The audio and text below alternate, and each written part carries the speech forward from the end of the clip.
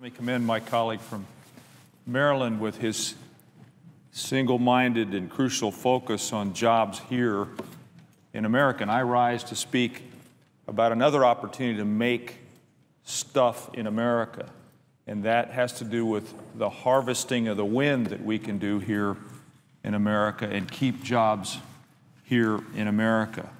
I have been rising every day the Senate's been in session, Mr. President, to talk about the necessity of extending the production tax credit for wind power.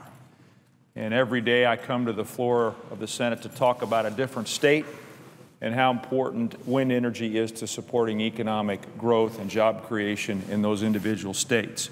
Today marks the 11th time I've come to the floor to urge all of us, all of my colleagues, to act by extending the PTC for wind.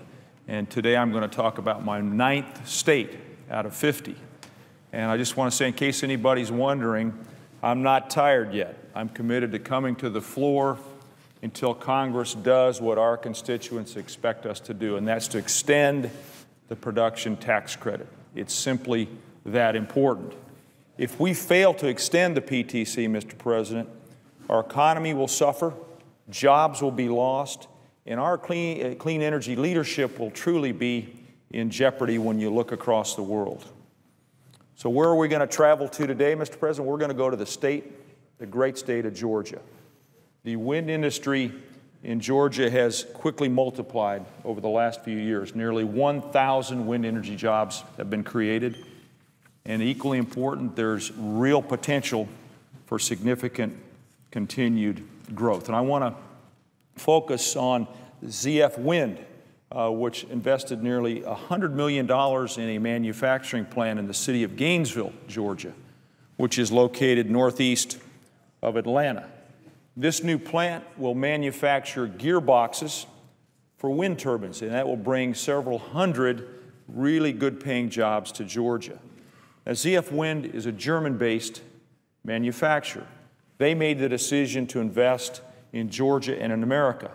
So I just have to ask my colleagues, if a foreign company can see the potential for wind energy in America, why can't we here in the United States Senate?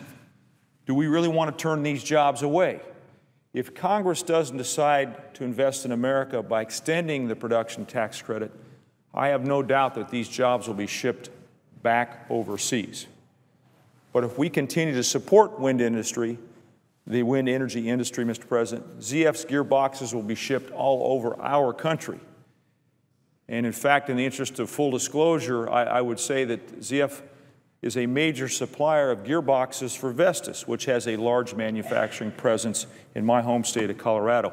And the point I want to make is that this is one small example of the supply chain, the wind energy supply chain that's being built up all over our country and extends in every direction.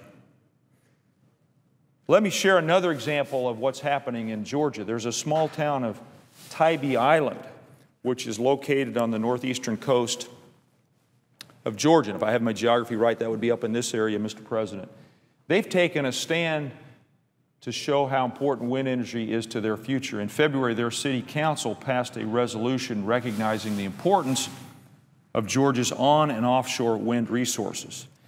And Tybee Island is saying, look, let's encourage the development of wind energy projects near our community and all over Georgia. They see that Georgia has enough offshore wind potential to power over 1 million homes. 1 million homes could be powered solely from Georgia's offshore wind potential. That's significant. And, Mr. President, we need all of us, all across our country, all of us elected officials, to stand up for the future of American manufacturing and energy. It's an economic and environmental imperative, and the choice, frankly, is really stark. If we don't act, to extend the production tax credit and it expires, 37,000 jobs may be lost around our country. However, if we extend the PTC, conservative estimates suggest 54,000 jobs would be created. That's the choice: job loss or job creation.